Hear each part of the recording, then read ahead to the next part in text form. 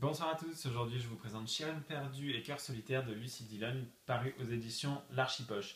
Donc c'est l'histoire de Rachel, une londonienne de 39 ans, qui perd quasiment dans la même semaine son travail, son petit ami qui était marié, et qui perd sa tante à qui elle tenait beaucoup, qui tenait un refuge. Et en fait elle s'occupe du testament et elle récupère le refuge. Et elle va se mettre au vert un petit peu à la campagne pendant quelques temps, le temps de dénouer toute cette affaire et de retomber sur ses pieds.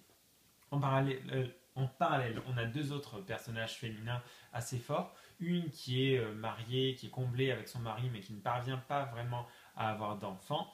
Et une autre qui vient de divorcer, qui a deux enfants, qui a du mal à joindre les deux bouts et qui bataille pour conserver l'affection de ses enfants, mais pour les éduquer au mieux.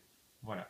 Donc en fait le chenil a un rôle hyper important puisque les chiens vont être placés et vont en fait être le fil rouge qui relie un petit peu toutes les histoires. Ce que j'ai pensé de ce roman. Bah, c'est un roman qui fait du bien, hein, qu'on aime vraiment lire, qui est assez long, hein, il doit faire 500 pages, mais c'est chouette. On s'évade véritablement. Pourquoi? Parce que bah, les personnages sont sympathiques, parce que la fibre canine est très très agréable durant tout le roman. C'est pour les gens qui ont des animaux hein, en général, mais même les gens qui aiment les chiens comprendront vraiment ça. Le personnage qui tisse un lien avec son animal, c'est quelque chose de très fort. C'est souvent quelque chose qui nous remonte le moral dans la vraie vie. Bah, là, c'est la même chose.